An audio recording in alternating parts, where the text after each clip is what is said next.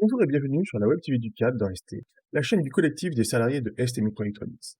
Aujourd'hui, je vais vous expliquer pourquoi il fallait signer l'accord de fin de conflit à Kroll, avec plusieurs points que beaucoup n'ont pas vus, mais qui pour certains d'entre vous à Kroll peuvent être assez importants. Donc, si certains ont des regrets de ne pas avoir continué la grève, n'en ayez pas, car le résultat obtenu est très correct. À noter que si on n'a quasiment pas communiqué dessus avant, c'était parce que pour nous, l'important, c'était de garder la cohérence de l'intersyndicale CAD-CFDT-CGT, qui a fait notre force dans ce mouvement. Et cela, y compris dans le message qui a été distribué la semaine dernière, tous ensemble, aux salariés, après la décision de l'intersyndicale de signer l'accord de fin de conflit. Jingle.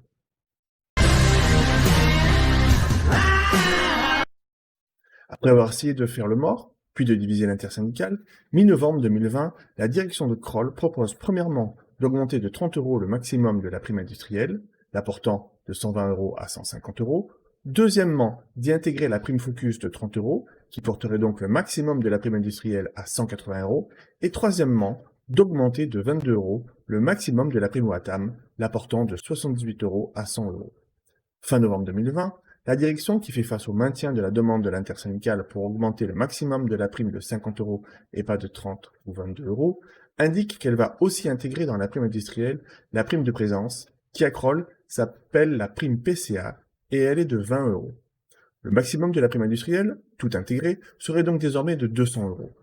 Tout le monde considère que cette simplification n'est que de la poudre aux yeux. Mais en fait, pas tout à fait. Car même si c'est à la marge, il y a une catégorie qui va bien finalement obtenir un maximum de 50 € de plus avec l'intégration de la prime PCA. C'est ceux qui bénéficient de la prime industrielle, mais qui ne bénéficiaient pas de la prime de présence, c'est-à-dire tous les OATAM postés qui ne pointent pas, principalement des techniciens. Même si cela va en fâcher certains, que je dise cela, d'ores et déjà, la proposition de la direction était à ce moment-là acceptable. Par ailleurs, personnellement, et en fait aussi pour d'autres motifs importants liés au fait que je suis ingénieur de grade 15 et que je travaille sur le site de Sofia, c'est à ce moment-là que je suis sorti de la grève, donc 15 jours avant la fin.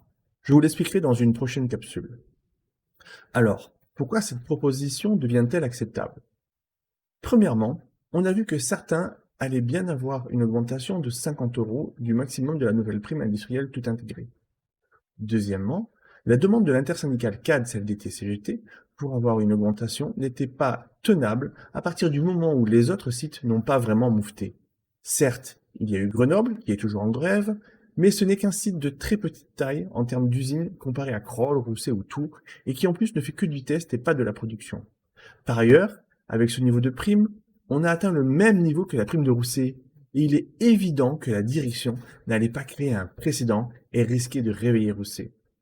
Troisièmement, pour la première fois dans ST, en France, le maximum de la prime industrielle n'est pas défini par une décision unilatérale de la direction annoncée en CSE, mais par un accord d'entreprise. La plupart d'entre vous pensent peut-être que c'est un détail, mais pas du tout.